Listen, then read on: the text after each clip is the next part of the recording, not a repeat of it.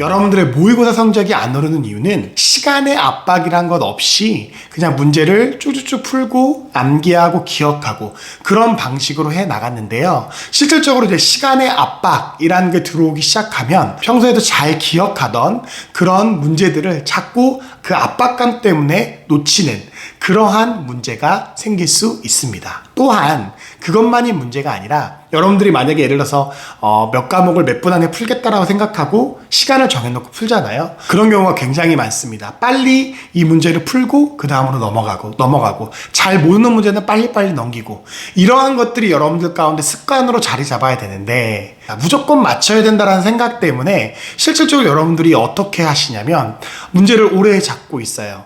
안 풀릴 것 같은 문제인데 오래 잡고 있게 돼요. 그리고 나도 모르게 이제 시간을 보게 되죠. 근데 시간이 굉장히 많이 흘러 있고 어려운 문제에서 시간을 너무 많이 써버리고 게다가 쉬운 문제에서는 여러분들의 시간을 간단하게 쓰면서 할 수 있는데 그 압박이라는 것 때문에 또 쉬운 문제에서 놓쳐버리고 이러한 일들이 비일비재하기 때문에 여러분들의 모의고사 성적이 오르지 않고 계속적으로 정체되어 있거나 아니면 계속적으로 떨어지는 느낌이 들 수 있다라는 사실을 여러분들이 꼭 기억하셔야 합니다. 여러분 시간이라는 건 굉장히 중요한 겁니다. 제가 이전 영상에서도 여러분께 굉장히 계속적으로 중요하다고 말씀을 드렸는데 시간의 압박, 시간 내에 풀어야 된다라는 그러한 것들은 굉장히 중요하고 또 이것들을 위해서 여러분들이 그냥 단순히 내가 시간을 지켜야지라는 단순한 생각으로 접근할 것이 아니라 철저하게 여러분들이 문제를 풀 때는 이 시간이라는 측면에서 효율적으로 어떻게 쓸 것인가를 잘 체크해야 합니다. 영어 같은 경우를 예를 들어볼까요? 여러분 지문을 한번 읽어봤어요. 너무 어려워요. 근데 보통 여러분들이 그 다음에 어떻게 하시냐면 한 번 더 읽습니다. 근데 얘기했잖아요. 한 번 읽었는데 감도 안 잡혀요. 뭔지도 모르겠어. 그러면 여러분 넘기셔야 합니다. 여러분 그 문제를 3번, 4번, 5번 읽어서 예를 들어서 정답을 맞췄다고 친다면 여러분 그 문제 때문에 뒤에 나오는 두세 문제 또는 다른 과목의 두세 문제를 틀릴 수밖에 없다라는 사실입니다. 여러분 어차피 찍을 문제는 넘기는 지혜, 넘기는 용기가 필요합니다.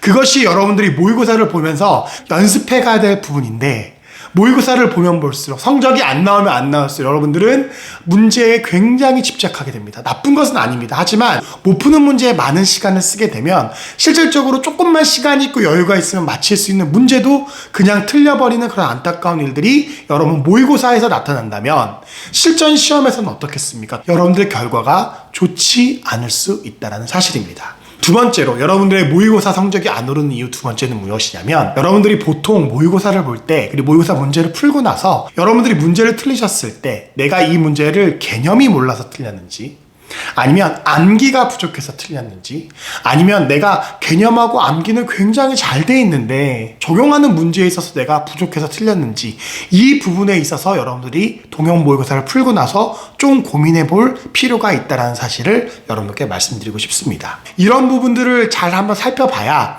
개념이 부족했다면 그 개념에 대해서 여러분들이 다시 책을 찾거나 아니면 책이 이해가 안 된다면 강의라도 좀 듣거나 그런 식으로 여러분들의 노력을 태울 수가 있고요. 아니면 내가 암기가 부족했다 그러면 외우면 돼요. 외우면 그 다음에 맞힐 수 있는 거잖아요.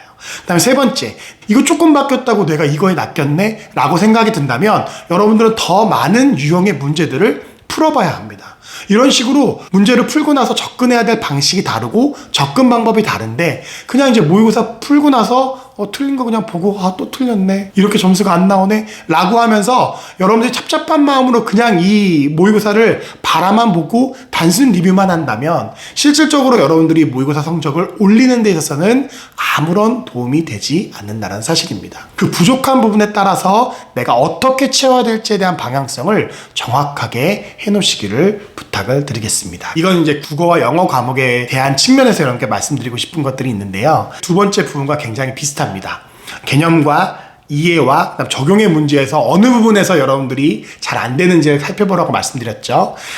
세 번째는 국어 영어를 볼 때는 약간 그거에서 더 세밀하게 들어갈 필요가 있습니다. 무엇이냐면 유형별로 좀 따져볼 필요가 있어요. 예를 들어서 국어는 내가 비문학이 많이 틀리는지 아니면 추론이 많이 틀리는지 아니면 논리가 많이 틀리는지 아니면 문법이 많이 틀리는지 영어라면 어휘가 많이 틀리는지 문법이 많이 틀리는지, 독해가 많이 틀리는지, 특히 독해 중에선 내가 어느 부분이 많이 틀리는지를 꼭 살펴보고 그 부족한 부분들을 어떻게 채워넣을까에 대해서 고민이 필요하다는 사실입니다. 국어 영어는 좀 더 세밀하게 들어가서 나의 약점을 더 정확하게 파악해서 그 약점 부분들을 보충할 수 있는 방법까지 강구해야 여러분들의 통영 모의고사가 오를 수 있다 라고 말씀드리고 싶습니다.